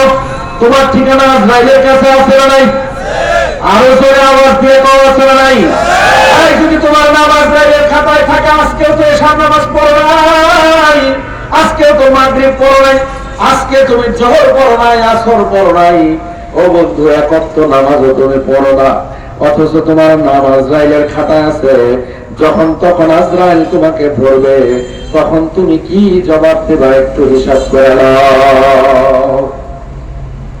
কামের ঠেলায় তুমি নামাজ পড়তে পারো না, এমন ডিউটি, কয় ডিউটির ঠেলায় না বিশ্বাস উঠতেছে, খাওয়ার টাইম নাই। ও বন্ধু, সব ঠিক আছে, দুনিয়ায় তুমি চাকরি করো, মাস শেষে 15,000 টাকা বেতন। এই জন্য যদি তুমি খাইবার টাইম পাও না, তোমার মালিকের কাম করতে হয়। যে আল্লাহ তোমার হাত দিছে, পাও দিছে, চোখ নাক মুখ দিছে, দুনিয়াতে তোমাকে জিন্দেগি দিছে, জীবন দিয়েছে, সুন্দর 2টা চোখ দিয়েছে, পৃথিবীর রং বেরং তুমি দেখো, এত কিছু আল্লাহ তোমারে দিছে। কিন্তু আল্লাহ তাআলার কুদরতি পায়ে সেজদা দেওয়ার সময় তোমার কাছে নাই। ও বন্ধু, তোমার নাম কিন্তু আজরাইলের খাতা আছে। যেদিন আসবে ধরবে, সেদিন কিন্তু তোমার আর আমার বিপদ হবে। কথা কোন ঠিক না বেঠে? মৃত্যু আসবে, কখন আসবে আমরা কেউ জানি না। কথা কোন ঠিক না বেঠে? মৃত্যু, কথা অসুবিধা হইতেছে আপনাদের? কষ্ট হইতেছে নাকি? আসেন, চলবে না পথ শেষ করে দেব, বোঝা যায় তো? মৃত্যু 2 রকমের। কয় রকমের? হয় নেককারের মৃত্যু, নয়তো বদকারের মৃত্যু। হয়তো কোনো একটা মানুষ নেককারের হালতে মরবে, নয়তো বদকারের হালতে মরবে, এর বাইরে কোনো মৃত্যু নাই। হ্যাঁ, দুনিয়াতে আমরা দেখি একটা পানিতে পড়ে মরে, একটা আগুনে পড়ে মরে, একটা গাড়ির নিচে পড়ে মরে, একটা হুন্ডার থেকে পড়ে মরে, একটা হার্ট অ্যাটাক করে মরে, একটা ডায়াবেটিস নীল হয়ে মরে। এইগুলো অনেক কিছু মৃত্যু আছে, কিন্তু আজরাইলের কাছে মৃত্যু 2 প্রকার। কয় প্রকার? জোরে বলেন, কয় প্রকার? নেককারের মৃত্যু, নয়তো বদকারের মৃত্যু। নেককার কারা আর বদকার কারা, এটা বোঝার জন্য কি ওয়াজ দরকার আছে? এটা বোঝা যায় না? এমনি তো বোঝা যায়। আজকে নামাজ পড়ে না, এক ওয়াক্ত, নেককার না বদকার? আজকেও বিড়ি খাইছে, গাঁজা খাইছে, ইয়াবা খাইছে, বাপের কথা শুনে না, মার কথা শুনে না, নেককার না বদকার? আলেম ওলামা দেখলে সালাম দেয় না, মাদ্রাসা মসজিদে গেলে দান সদকা করে না, নেককার না বদকার? জোরে বলেন, নেককার না বদকার? নেককারের মৃত্যু কেমন হবে এটা বলার সময় আমার কাছে নাই, আমি খুব তাড়াতাড়ি শেষ করতে চাচ্ছি, আপনাদের কষ্ট হইতেছে। বদকারের মৃত্যুটা কেমন হয় সংক্ষেপে বইলে আমি শেষ করতে চাই। বদকার কারা, এর জন্য কোনো ওয়াজ দরকার নাই, আমরা ভালো বুঝি বদকার কারা, কথা কোন ঠিক না ঠিক? বদকারের মৃত্যুর সময় হালতটা কি হবে? হযরত ইব্রাহিম আলাইহিস সালাতু ওয়াস সালাম একবার ডাক দিছে মালাকুল মউত আজরাইলকে, আজরাইল এদিকে আসো, তুমি তো নেককারের মৃত্যু দান করো, বদকারের মৃত্যু দান করো, বদকারের মৃত্যুর সময় তোমার চেহারাটা কেমন থাকে আমাকে একটু দেখাইবা? হযরত ইব্রাহিম আলাইহিস সালাতু ওয়াস সালাম জিজ্ঞাসা করলেন, কাকে? কাকে? আজরাইলকে। আজরাইল বললেন, আল্লাহর খলিল, আল্লাহর দোস্ত, আল্লাহর নবী ইব্রাহিম আলাইহিস সালাতু ওয়াস সালাম, বদকারের মৃত্যুর সময় আমার চেহারা কেমন হয় আপনি দেখতে চেয়েছেন, এটা দেখতে চেয়েন না, কারণ বদকারের মৃত্যুর সময় আমার চেহারাটা অত্যন্ত ভয়ঙ্কর রূপ ধারণ করে। এই ভয়ঙ্কর চেহারা আপনি সহ্য করতে পারবেন না, দেখলে বেহুশ হয়ে যাবেন। আল্লাহর নবী ইব্রাহিম বলল, বেহুশ হইলে আমি হমু, তোর সমস্যা কি? তোর কাছে দেখতে চাইছি, তুই না দেখাবি? এবার হযরত আজরাইল চিন্তা করলো, নাছর বান্দা ছাড়ে না, কি করব? বলল, ঠিক আছে, চোখটা বন্ধ করেন, আমি যখন চোখ খুলতে বলবো তখন চোখ খুলবেন, আর আগে খুলবেন না। হযরত ইব্রাহিম আলাইহিস সালাতু ওয়াস সালাম চোখটা বন্ধ করলেন। একটু পরে আজরাইল ডাক দিলেন, বললেন, আল্লাহর নবী হযরত ইব্রাহিম, আপনি চোখ খুলেন। চোখ খুলে দূরের পাহাড়ের দিকে তাকান। হযরত ইব্রাহিম দূরের পাহাড়ে তাকাইলেন, দেখলেন বিশাল বড় একটা দানব দুই পাহাড়ের উপরে দুইটা পা দিয়ে দাঁড়ায় আছে, মাথাটা চলে গেছে আসমানের কাছাকাছি, মাথার নিচে বড় বড় দুইটা পুকুর, পুকুরের পানিগুলো কালো, পুকুরের ঠিক মাঝখানে বিশাল বড় বড় দুইটা আগুনের গোল্লা, অর্থাৎ চোখের মণি, দুইটা হাত দুই দিকে প্রসারিত করে দিছে। ডান হাত চলে গেছে ডান দিগন্তে, বাম হাত চলে গেছে বাম দিগন্তে, প্রত্যেকটা শরীরের পশম দেখা যায়, এক একটা পশম 3 হাত 4 হাত করে করে লম্বা। এইটা দেখার পর হযরত ইব্রাহিম আর সহ্য করতে পারলেন না, সঙ্গে সঙ্গে বেহুশ হয়ে গেলেন। আল্লাহ তাআলা ডাক দিয়ে, আজরাইল, কি করলি? আমার খলিলকে বেহুশ করে দিলি, তাড়াতাড়ি নেককারের সুরত ধরে ডাক দে, আমার খলিল উঠবে, অন্যথায় কিয়ামত হয়ে যাবে, আমার খলিলের ঘুম ভাঙবে না। হযরত আজরাইল তাড়াতাড়ি নেককারের সুরত ধরে ইব্রাহিমের ডাক দিলেন। ইব্রাহিম উঠে গেলেন, আল্লাহর কাছে সিজদায় পড়ে চিৎকার করে কান্না করলেন, আল্লাহ, ও আল্লাহ, আমি একজন নবী, নবী হইয়া আজরাইলের এই চেহারাটা সহ্য করতে পারলাম না, তাইলে গুনাহগার উম্মত আজরাইলের এই চেহারা দেখলে কেমনে সহ্য করবে? গুনাহগার উম্মত যদি হয়, আজরাইলের এই চেহারা দেখতে হবে কি হবে না? জোরে জোরে কোন। ও বাবারা আমার, ভাইরা আমার, আপনাদের কাছে জানতে চাই, আজরাইলের ভালো চেহারা দেখে মরতে চান না ওই চেহারাটা দেখে মরতে চান? যদি ভালো চেহারা দেখে মরতে চান, তাহলে দোস্ত খালি চিৎকার দিয়ে কইলে হইব না, ভালো চেহারা দেখে মরতে হইলে সব কিছু বাদ দিয়া 5 ওয়াক্ত নামাজ পড়তে হবে, কথা কোন ঠিক না ঠিক? ও দোস্ত, হযরত ইব্রাহিম আলাইহিস সালাতু ওয়াস সালাম যে চেহারা দেখলেন, এই চেহারা নিয়ে আজরাইল আসবে। আসার আগে আজরাইলের ফেরেশতাদের একটা বাহিনী আছে, অ্যাসিস্ট্যান্ট বাহিনী। আজরাইলের সহকারী ফেরেশতা আছে 70,000। কয় হাজার? 70,000 ফেরেশতা আছে আজরাইলের সহকারী ফেরেশতা। আজরাইল কারো কাছে যাইবার আগে এই 70,000 ফেরেশতাকে আজরাইল পাঠায় দেয়। আজরাইল 70,000 ফেরেশতা পাঠায়। 70,000 ফেরেশতা গিয়া ওই যার জান কবজ করবে তার কাছে গিয়া বলে, ও বৎকার, সারা জীবন নামাজ পড়লা না, সারা জীবন রোজা রাখলা না, সারা জীবন বিড়ি খাইলা, মদ খাইলা, গাঁজা খাইলা, সারা জীবন আকাম কুকাম সব করলা। এই আকাম কুকাম কইরা আল্লাহর কাছ থেকে যেই জাহান্নামটা কিনছো, মরার আগে তুমি ওই জাহান্নামটা একবার দেখো। মরার আগে জাহান্নাম দেখানো হবে। আপনি বলেন হুজুর এটা পাইলেন তো আপনি মুখস্থ মাস। ও বন্ধু, এটা ঠাকুরমার ঝুলি বলতেছি না, ঠাকুরমার ঝুলি না। আল্লাহ কোরআনের মধ্যে বলেন ওয়াবুনিসাতিল জাহিম লিমান ইয়ারা ফাআম্মা মান তাগা ওয়া আথারাল হায়াতাদ দুনিয়া। যারা যখন নাকি দর্শকদের জন্য জাহান্নাম প্রদর্শন করা হবে। আয়াতের মধ্যে আল্লাহ একটু পেছায় বলছেন, ঘোরায় বলছেন। হাদিসের মধ্যে আল্লাহর রাসূল স্পষ্ট বলছেন, আল্লাহর রাসূল বলেন লা ইয়াখরুজা আহাদুকুম মিনাদ দুনিয়া হাত্তা ইয়ালামা আইনা মাসিরুহু ওয়া হাত্তা ইয়ারা মাকাদাহু মিনাল জান্নাতি আওয়ান নার। তোমাদের মধ্যে থেকে কোন মানুষ ততক্ষণ মরবে না যতক্ষণ না মরার পরে কোথায় গিয়ে থাকবে ওই জায়গাটা তাকে না দেখানো হবে। যদি জান্নাতি হয় জান্নাত দেখানো হবে, জাহান্নামী হইলে কি দেখানো হবে? জান্নাত দেখে মরবার চাও না, জান্নাত দেখে মরবার চাও না, জাহান্নাম দেখে মরবার চাও? ও ভাইরা আওয়াজ দিয়ে বলেন, আওয়াজ দিয়ে বলেন, জান্নাত দেখে মরতে চান না জাহান্নাম দেখে মরতে চান? জান্নাত দেখে মরতে চাইলে চিৎকার করলে কাজ হবে না, জান্নাত দেখে মরতে চাইলে নামাজ লাগবে। নামাজ কথা কোন ঠিক না বাজি? আমাদের দুনিয়ার মানুষের কামের কোনো অভাব নাই, সব কামের আছে। নামাজের কথা কইলে কয় হুজুর, যদি ইমাম সাহেব যদি ডাক দেয় যুবক দেখে যুবক আসো নামাজে আসো, কয় হুজুর নামাজ তো পড়ার খুব ইচ্ছা ছিল কিন্তু প্যান্ট ঠিক নাই, কাপড় ঠিক নাই। কথা কোন আছে না নাই? কথা কোন আছে না নাই? আচ্ছা একটা কথা শুনেন, কাফের যারা অমুসলমান যত মুসলমান আছে সব মুসলমান শারীরিক ভাবে নাপাক। শারীরিক ভাবে কি? এই জন্য কোন মানুষ মুসলমান হইলে এক নাম্বার কাম হইলো গোসল করুন লাগে।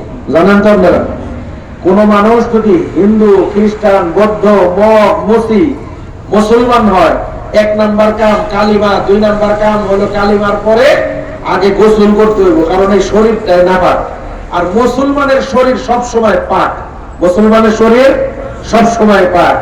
আর তুমি হইছো হিন্দু মতো, তুমি মুসলমানের সন্তান হিসেবে নিজেকে পরিচয় দাও, আর নামাজের কথা কইলে কও যে আমি নাপাক, আমার কাপড় ঠিক নাই। বেটা তুই মুসলমান না আধা মুসলমান? ভালো করে কও, কথা কোন ঠিক না?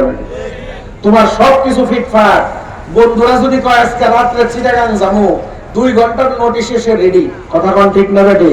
চিটাগাং সফরে তার কোনো অসুবিধা নাই। যদি বলা হয় অমুক জায়গায় যাব, তমুক জায়গায় যাব, কোনো অসুবিধা নাই, চল। সব জায়গায় যাওয়ার জন্য সে তৈয়ার থাকে মানসিক ভাবে। মসজিদে যাইবার কথা কইলে কয় কাপড় ঠিক নাই। ওই বেটা তুই হিন্দু না মুসলমান? ভালো করে আগে বুঝ যাও। কথা কোন ঠিক না? কাপড় ঠিক থাকে না কেন?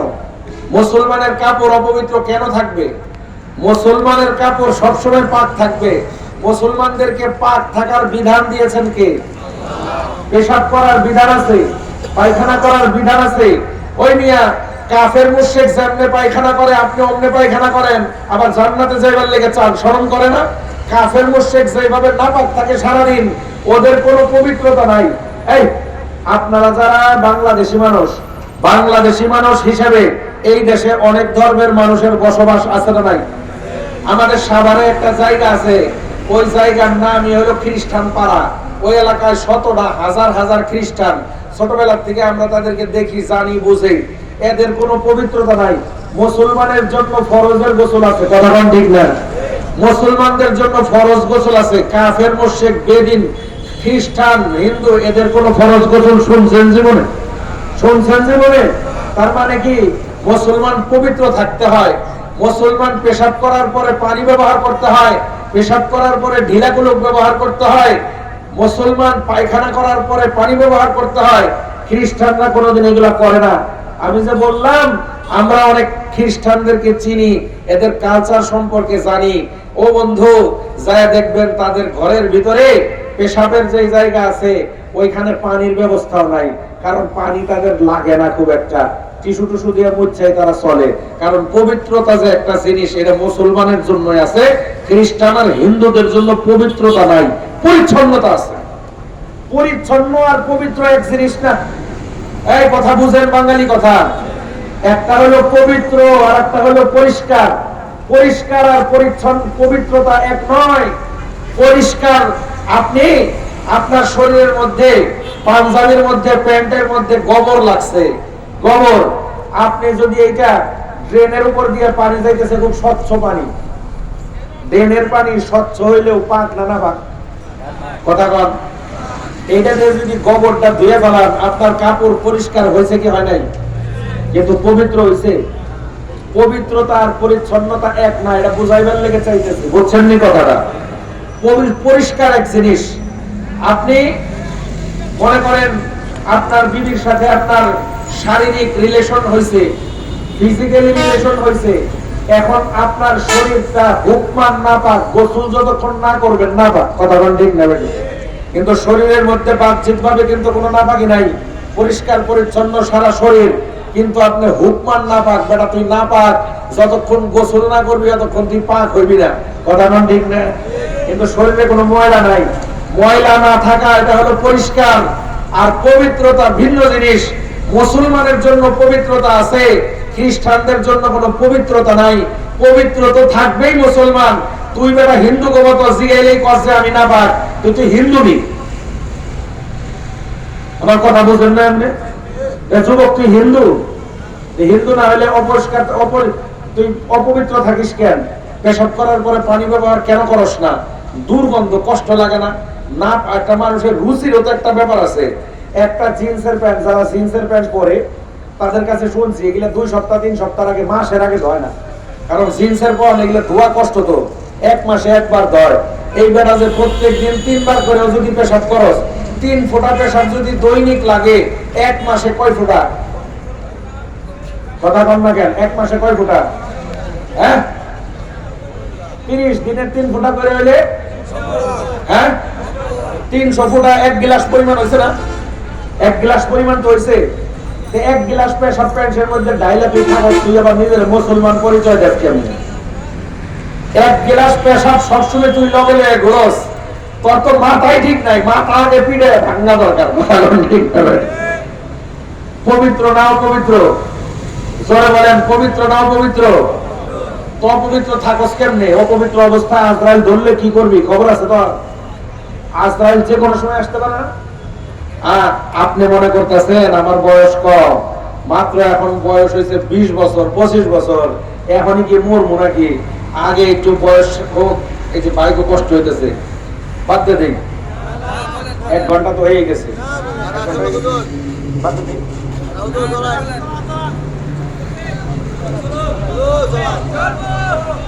জায়গা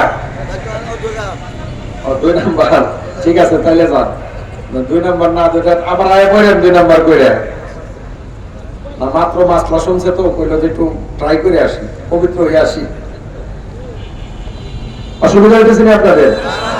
জোরে বলেন আল্লাহু আকবার, আরো জোরে আল্লাহু আকবার। বৎকারের মৃত্যুর সময় আজরাইল বৎকারের কাছে আসার আগে ফেরেশতা পাঠাবেন, ফেরেশতারা এসে বলবে, এই বৎকার, মরার আগে মরার পরে গিয়ে যেখানে থাকবে এই জায়গাটা দেখ। জান্নাত হইলে জান্নাত দেখানো হবে, জাহান্নাম হইলে কি দেখানো হবে? জাহান্নাম।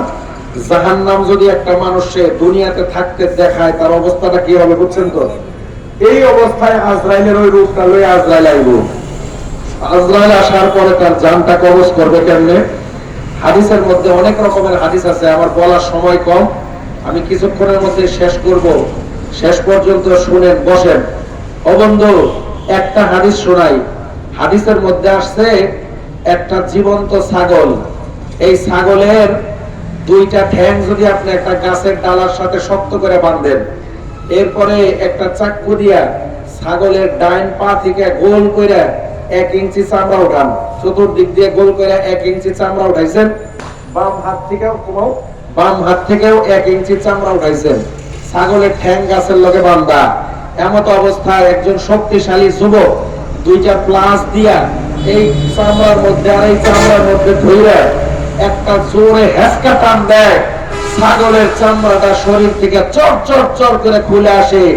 এই ছাগলটার সেই পরিমাণ কষ্ট হচ্ছে, মৃত ব্যক্তি দোস্ত বৎকারের মৃত্যুর সময় আজরাইল এমন ভাবে আপনার রূহ ধরে টান দিবে, আপনার মনে হবে আপনার শরীর থেকে চামড়া খোলায় দেওয়া হচ্ছে। আজরাইল আপনার রূহটা একবারে বের করবে না, ছিঁড়ে ছিঁড়ে টুকরা টুকরা করে বের করবে। আপনার কাছে মনে হবে আমার শরীরের চামড়া খুলতেছে। এই যুবক, এইভাবে যদি মৃত্যু হয় সহ্য করতে পারবা কিনা? এইভাবে যদি মৃত্যু হয় সহ্য করতে যদি না পারো, তাহলে কালকে থেকে কি লাগবে? জোরে বলেন কি লাগবে? কয়েকত তৈয়ার আছি সবাই ইনশাআল্লাহ? আল্লাহ কবুল করেন, সকলে বলি আমিন। জোরে বলেন না আমিন? আজরাইল আলাইহিস সালাতু ওয়াস সালাম আয়েশার জানটা কবজ করে লয়ে যাবে। আজরাইল আলাইহিস সালাতু ওয়াস সালাম জান কবজ করার পর ও বন্ধু তার দেহটাকে দাফন কাফন কইরা কবরের মধ্যে দিয়ে দেবে। কবরের ভিতরে দেওয়ার সাথে সাথে আত্মীয় স্বজন চলে আসবে। চলে আসার পর 40 কদম দূর যাইতে যেই পরিমাণ সময় লাগে, এই পরিমাণ পর 3টা প্রশ্ন নিয়ে ফেরেশতারা আসবে। কবরের মধ্যে 3টা প্রশ্ন, মা রব্বুকা ওয়া মা দীনুকা ওয়া মা হাযার রাজুলুল্লাযী বুইসা ফীকুম। 3 প্রশ্ন, এটা আমরা সবাই জানি। কবরে 3টা প্রশ্ন হবে। ও বন্ধু, এটা আমরা জানি না। কবরের মধ্যে যারা বৎকার তারা কখনো এই 3 প্রশ্নের জবাব দিতে পারবে না। কোন বৎকার যদি মনে করে এই 3 প্রশ্নের জবাব তো দিতেই হবে, ভালো করে মুখস্থ করে দেয়। আল্লাহ তাআলা বলেন 3 প্রশ্নের জবাব যদি তুমি বৎকার হও দিতে পারবা না। নেককার হইলে যদি তোমার জানা নাও থাকে, আমি আল্লাহ কুদরত দিয়া তোমার জবান দিয়া 3 প্রশ্নের সঠিক জবাব বের করে দেব। বলেন সুবহানাল্লাহ। আল্লাহ কোরআনের মধ্যে বলেন ইউসাব্বিতুল্লাহুল্লাযীনা আমানু বিল কওলিত সাবিত।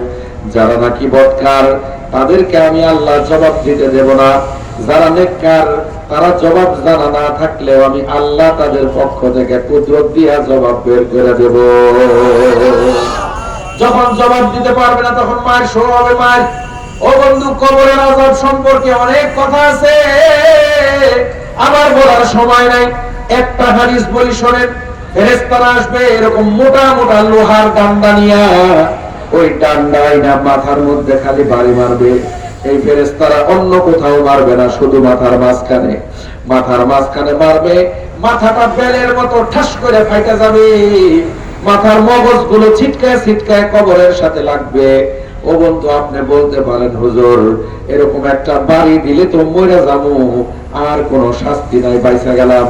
কিন্তু আল্লাহ কোরআনের মধ্যে বলেন ওয়ালাতিহিল মাউতু মিন কুল্লি মাকানিন ওয়া মা হুয়া বিমাইত। চতুর্দিক থেকে মৃত্যু আসবে কিন্তু মরবে না। অর্থ হইল একবার মাথার মধ্যে বাড়ি দিবে, মাথাটা বেলের মতো ফাট্টুস করে ফাটবে, মাথার মগজগুলো ছিটকায় ছিটকায় কবরে লাগবে, আবার মাথা ভালো হয়ে যাবে, আবার মাথায় বাড়ি মারবে, আবার মাথাটা ফাটবে। এরকম কিয়ামত পর্যন্ত মাথা ভালো হইতে থাকবে আর বাড়ি মারা হইতে থাকবে। ও যুবক, এরকম একটা বাড়ি তোমার মাথায় দিলে তুমি সহ্য করতে পারবা কিনা? যদি সহ্য করতে পারো তো নামাজ কালাম দরকার নাই। আর যদি বলো সহ্য করতে পারবা না, কালকে থেকেই কিন্তু 5 ওয়াক্ত নামাজ লাগবে। কথা কোন ঠিক না ঠিক? ও মা বোনেরা, আমার এরকম একটা বাড়ি মাথার মধ্যে দিলে আপনি সহ্য করতে যদি পারেন, তাহলে আপনার পর্দা পশিদা দরকার নাই, বোরখা দরকার নাই। আর যদি বলেন এরকম বাড়ি আপনি সহ্য করতে পারবেন না, কালকে থেকেই কিন্তু মাথায় কাপড় ছাড়া রাস্তায় বের হওয়া যাবে না। কথা কোন ঠিক না ঠিক? ও বন্ধু, কবরের মধ্যে সৃষ্টি এরকম আযাব হইতে থাকবে। এক পর্যায়ে মধ্যস্থ কিয়ামত হয়ে যাবে। কিয়ামতের বর্ণনা দিতে গেলে সময় দরকার, সময় নাই। হাসরের ময়দান বসবে, হাসরের ময়দানের সময় নাই আমার কাছে আলোচনার। ও বন্ধু, একদল বিনা হিসেবে জান্নাত, একদল বিনা হিসেবে জাহান্নাম, আর একদল থাকবে, তাদের বিচার হবে। কিছু জান্নাতে, কিছু জাহান্নামে, আবার কিছু জাহান্নামে যাবে, সেখান থেকে শাস্তি ভোগ করার পর জান্নাতে যাবে। আগুনের মধ্যে পড়তে থাকবে হাজার হাজার বছর, 1000, 2000, 5000, 10000, লাখ বছর পর্যন্ত কারো কারো শাস্তি হবে। আপনি বলতে পারেন হুজুর জাহান্নামের আগুনের মধ্যে একটা মানুষ হাজার হাজার বছর কেমনে থাকবে? জাহান্নামের আগুন তো কত কঠিন আগুন। একটা মানুষ একদিন 1000 বছর 2000 বছর এই আগুনে কেমনে থাকবে? আল্লাহ কোরআনের মধ্যে বলেন, কুল্লামা নাদিদাত জুলুদুহুম বাদদালনাহুম জুলুদান গায়রাহা লিয়াযুকুল আযাব। আল্লাহ বলেন, জাহান্নামীকে যখন জাহান্নামে ফেলা হবে, সেকেন্ডের ভিতরে আগুন তার চামড়া চর্বি গোশত পোড়ায় দিবে, তার হাড্ডিটা বাকি থাকবে। আল্লাহ বলেন, হাড্ডির উপরে আমি আল্লাহ আবার নতুন করে গোশত চামড়া চর্বি গজায় দেব। আগুন আবার পোড়াবে, আমি আবার গজাবো, আগুন আবার পোড়াবে, আমি আবার গজাবো। এরকম হাজার হাজার বছর পর্যন্ত একবার আগুন পোড়ায় দিবে, আল্লাহ গজায় দিবে, আগুন পোড়ায় দিবে, আল্লাহ গজায় দিবে, চলতে থাকবে।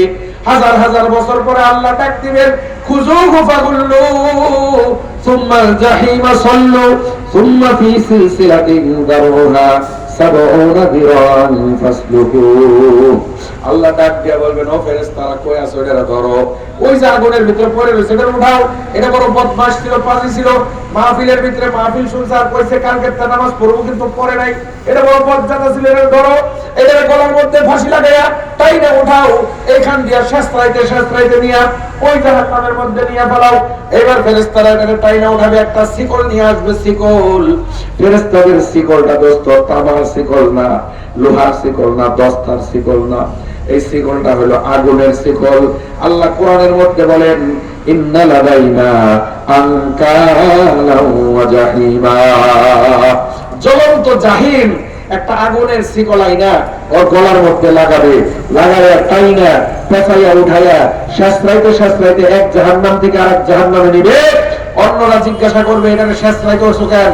ফেরেশতারা বলবে, এটা বড় বেশি বাজি আছিল, নামাজের ওয়াদা বারবার করছে, কিন্তু পরের দিনই নামাজ পড়ে নাই। মাহফিলে গেছিল, পকেটে টাকা ছিল, হুজুর চাইছে মাদ্রাসার লেগে দেয় নাই, এটা বেশি বাজি আছিল। এর লেগে এটাকে টানতে টানতে এই জাহান্নাম থেকে ওই জাহান্নামের মধ্যে নিয়ে ফালাই দিব।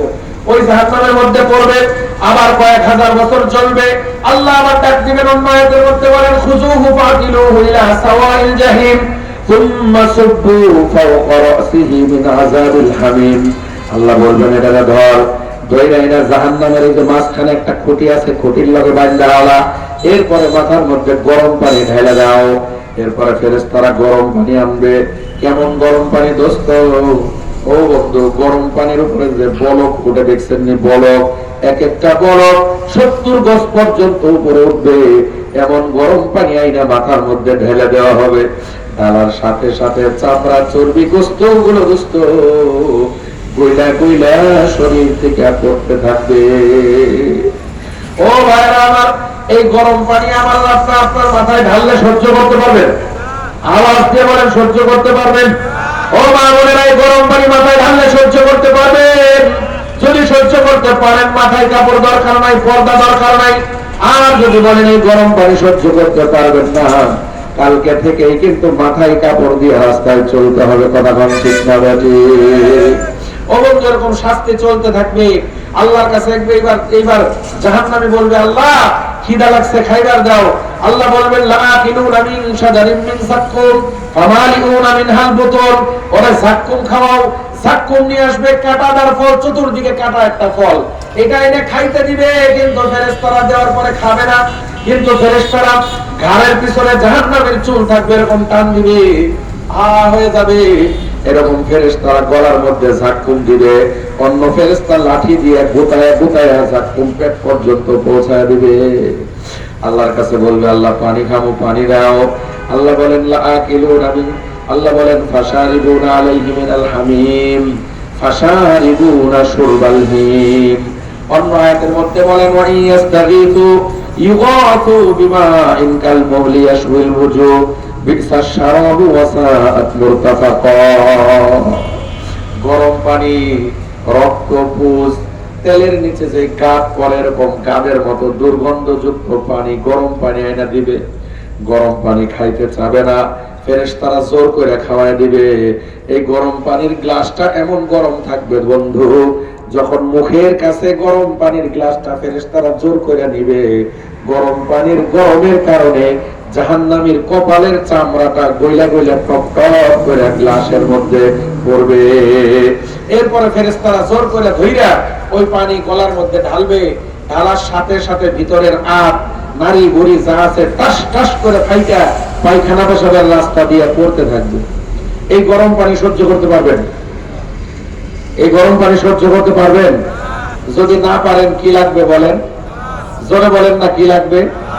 আর যদি সহ্য করতে পারেন তাহলে কোনো অসুবিধা নাই, যেমনে আছে এমনি চলেন, আমার কোনো কথা নাই। কিন্তু যদি বলেন এই গরম পানি আপনি খেতে পারবেন না, কালকে থেকে নামাজ ধরতে হবে, কথা কোন ঠিক না ঠিক? আপনি বলতে পারেন হুজুর কালকে থেকে নামাজ ধরলে কি বাঁচলাম, সব শেষ? না, পিছনের যে গুনাহ করছেন গুনার জন্য তওবা করতে হবে, আর পিছনের নামাজগুলো আস্তে আস্তে কাজা করার চেষ্টা করতে হবে। তওবা যদি করেন পিছনের গুনাহ আল্লাহ সব মাফ করে দিবেন, বলেন সুবহানাল্লাহ। যত গুনাহই থাক না কেন, আমার আর আপনার জন্য আল্লাহ একটা সুসংবাদ দিয়েছে, শুনবেন নি? একটা সুসংবাদ দিয়েছে, শুনবেন? চিৎকার দিয়ে সুবহানাল্লাহ কইবার লেগে রেডি আছেন তো? এমন সুসংবাদ জীবনেও শুনেন নাই। কোরআন ছাড়া এমন সুসংবাদ পৃথিবীর কোন মানুষ আপনাকে দিতে পারবে না। আল্লাহ তাআলা বলেন, ইল্লা মান তাবা ওয়া আমানা ওয়া আমিলা আমালান সালিহা ফাউলাইকা ইউবাদদিলুল্লাহু সাইয়্যাতিহিম হাসানাত ওয়া কানা আল্লাহু গফুরুর রহিমা।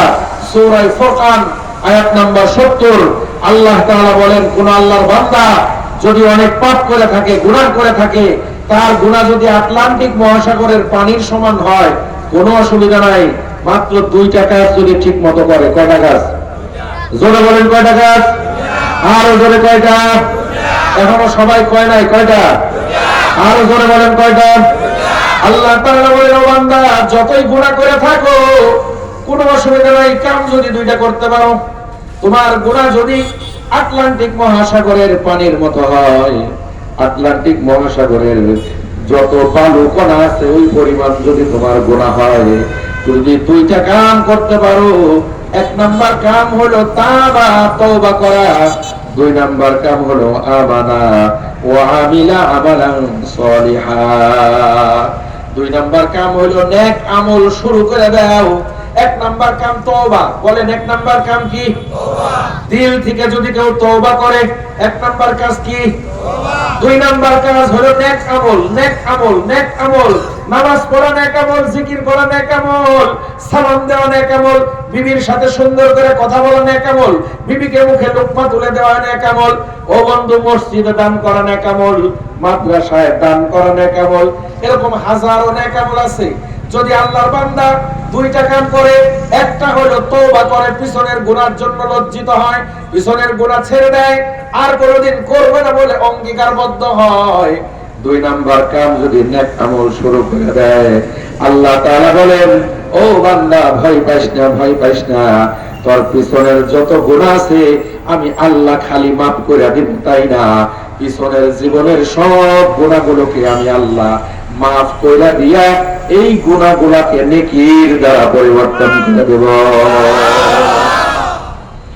শুধু মাফ করে দিবেন তাই না, আল্লাহ বলেন, ইল্লা মান তাবা ওয়া আমানা ওয়া আমিলা আমালান সালিহা ফাউলাইকা ইউবাদদিলুল্লাহ বাদদালা ইউবাদদিলু তাবদীলান, পরিবর্তন করে দেওয়া। সাইয়্যাতিহিম গুনাহ, হাসানাত মানে নেকি। আল্লাহ বলেন গুনাহগুলোকে আমি আল্লাহ নেকির দ্বারা পরিবর্তন করে দেব, বলেন সুবহানাল্লাহ। শর্ত কয়টা? শর্ত কয়টা? আমার সাথে দোয়ার ভিতরে, মুনাজাতের ভিতরে তওবা করতে রাজি আছেন? জোরে বলেন রাজি আছেন? আরেকটা কাম মনে আছে নি? নেক আমল। নেক আমল করতে রাজি আছেন? 1 নাম্বার নেক আমল, কালকের থেকে নামাজ পড়বেন 5 ওয়াক্ত। কয় ওয়াক্ত? ভালো করে ওয়াদা করবেন, আন্দাজে ওয়াদা করবেন না। হাত তুলতে পেলে এখানে তুলে দিয়েন না, কালকে থেকে নামাজ ধরবেন, জীবনেও নামাজ ছাড়বেন না। 5 ওয়াক্ত নামাজ প্রতিদিন পড়বেন। কে কে আছেন হাত দেখা? আল্লাহ কবুল করেন, সকলে বলেন আমিন। একটা নেক আমল। 2 নাম্বার নেক আমল হলো এই যে আপনাদের মাদ্রাসা তালিমুল কোরআন ও সুন্নাহ মাদ্রাসায় ছোট্ট ছোট্ট বাচ্চারা পড়ে। আপনার মেয়ের মতো অনেক মেয়ে আছে এখানে, আপনার ভাতিজের মতো অনেক ভাতিজি আছে ছোট ছোট। আপনার মেয়ের আপনি কত আদর করেন। শীতের দিন চলে আসছে, আর আপনি যখন নাকি শয়, মাঝে মাঝে ঘুম থেকে উঠলে আপনি দেখেন আপনার বাচ্চার শরীরের মধ্যে কম্বলটা আছে কিনা, ল্যাপটা আছে কিনা, সরে গেলে আবার আপনি দিয়ে দেন। এত আদর আপনার বাচ্চারে আপনি করেন।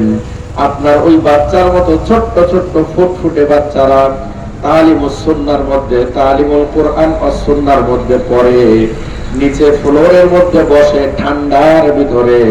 ও বন্ধু, শীতের দিন, নিচে কোনো সাপোর্ট নাই। আপনার দয়া লাগছে, এই বাচ্চাদের জন্য একটুখানি কার্পেটের ব্যবস্থা করে দিবেন, নেক আমল শুরু হয়ে গেছে। আল্লাহ চাইলে আপনার জীবনের গুনাহগুলোকেও নেকির দ্বারা পরিবর্তন করে দেওয়ার ক্ষমতা আল্লাহর আছে নাই? আছে না নাই? আমরা নেক আমল করতে তৈরি আছি তো সবাই ইনশাআল্লাহ।